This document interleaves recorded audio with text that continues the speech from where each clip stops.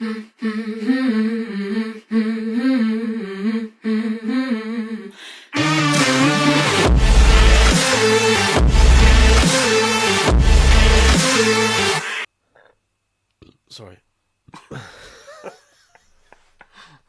Just looked Jamie in the eyes as I was saying it. Yeah.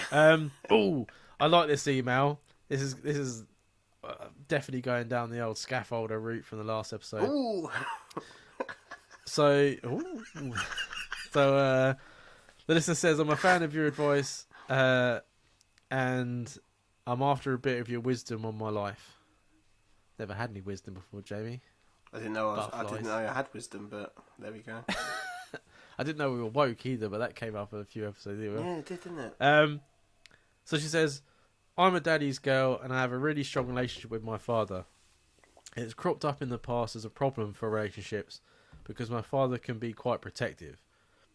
I'm in a relationship and have been with my boyfriend for around 3 years now. He's seen and spoke to my father on a handful of times, but my dad is very disapproving of him, and it's just because of his job. He works as a male stripper. It's not a problem for me as he earns good money from it, and I'm not the jealous type. He asked my father's permission to marry me last week, and my father said no. I wasn't expecting that, and it's confusing me a lot. What do you guys think about asking permission to marry? And should it matter if my father has said no? Thank you, guys." Male stripper. That's one hell of a fucking job. Mel's, like, you've got to be a strong woman to be with someone that's a male stripper, innit? Can you imagine the amount of fucking women that he has thrown at him every week? But he sounds quite respectful, though. Down to earth, yeah. That's what I was going to say. Yeah. And not, unless you're like a male stripper in somewhere sleazy, like, if you're doing it properly, you might just, I don't even, do they always get their dick out? I don't know. Because I was going to say the Chippendales. Because, like, that's like a stage show, right? They're like male strippers, but they don't. But then you got the opposite side where if you go on Pornhub, you can get male strippers that's just a massive orgy. Yeah, what I know of when people that I've known that have gone to like male strippers at like a working men's club say that they haven't worked like a male stripper night. They turn up and they've got like whipped cream on their fucking dick and shit. They don't get any of the women to do anything with them. Yeah. But like they're like windmilling and doing whatever the fuck they're doing. My favourite move, the windmill. But I think that's the difference, right? Like, people always assume that they're banging everyone. I think if you met one and spoke to him, I think there'd be very much a different thing. Like, not all female strippers are fucking everyone. It's like, you know what I mean? It's like with really porn stars. Like, porn stars aren't fucking having sex with people 24/7. They're normal people outside of the job. They're doing it for a job. Yeah. And if I had any sort of fucking rhythm, I would fucking do it. But it'd be like a fucking fish out of water. I'd be just flopping about, and wingmilling is about all I do. I'd take off. But then, if I can see from the dad's point of view, if your daughter came home and was like, "Oh, this is my boyfriend, he's a stripper," I'd be like, "Are you fucking serious?" Yeah, that's exactly. Yeah.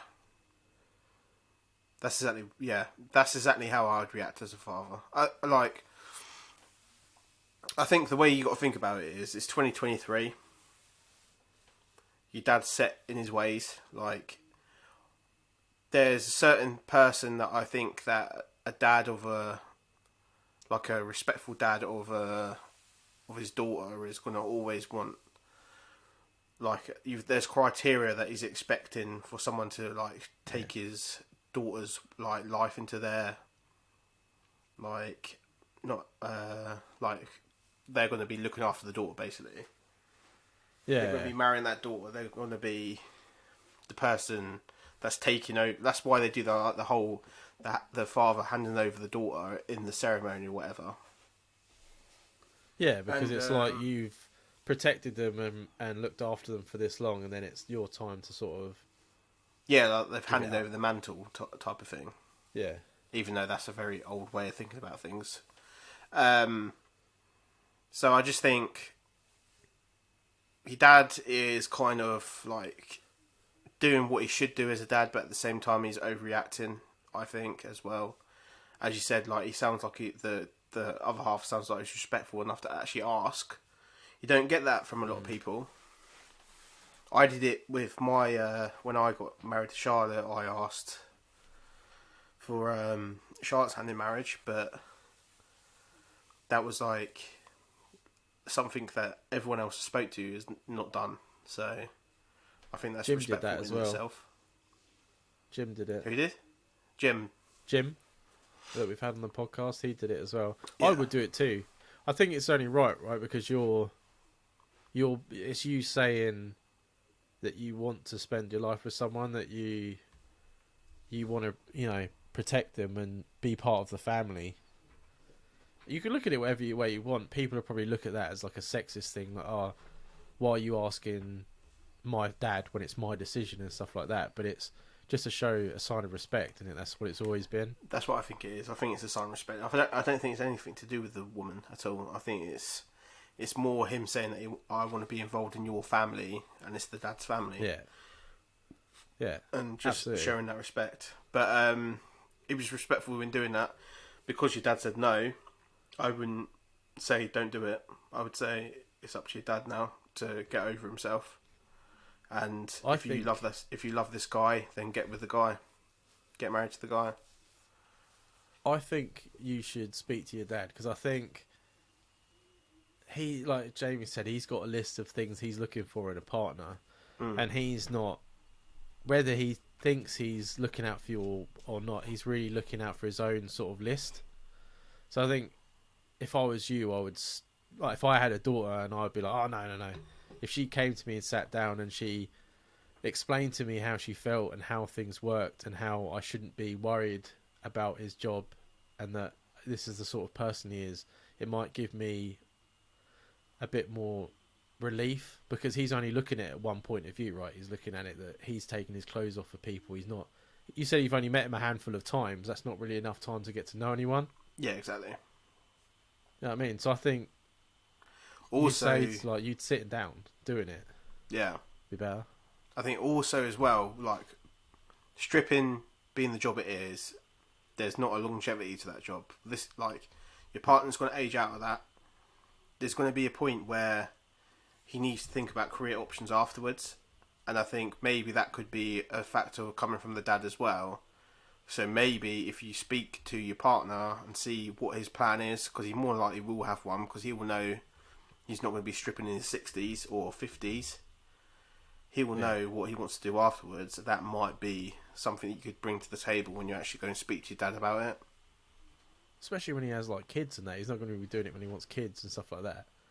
So he could be only doing it for another year, and your dad said, no, you're off on the bad foot already. And it's not even like a lifetime thing. It's just something you do, isn't it? Life experience. Exactly. So yeah, me personally, I would speak to the dad and explain, and maybe he has something that's on his mind that he doesn't want to talk about, because dads don't want to speak about how they feel. And no, typical dad is pretty standoffish, and yeah, exactly. I think how many movies have been wrote about disapproving dads and fucking, and then the person I can probably name about 6 Nicolas Cage films where he's tried to get married to the fucking daughter, and the dad said no. Fucking Armageddon was the exact situation. Do you know what I mean?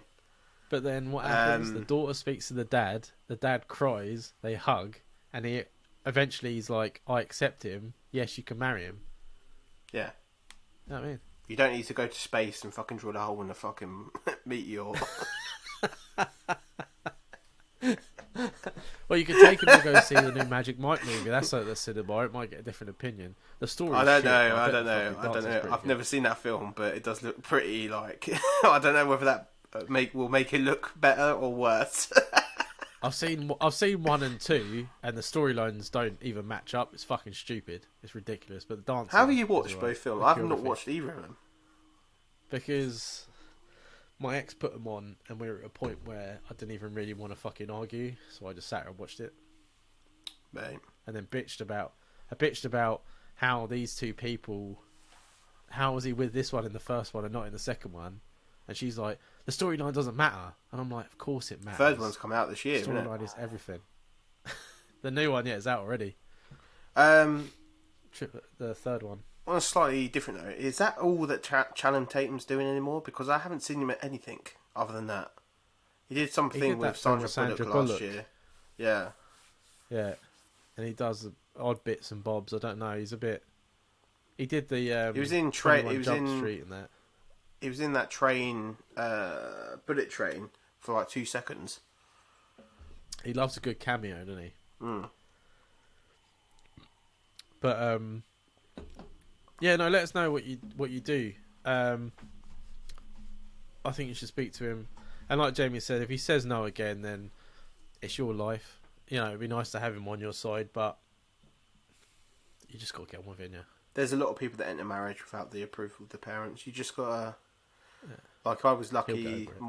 My parent, father-in-law and mother-in-law like me. Well, as far as I know, they might not. It's because they all like to drink together. It's an easy thing, isn't it? Mm.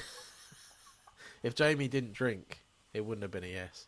It would have been a flat out no. I think what helps me as well is I'm very laid back. Yeah, for sure. Almost horizontal.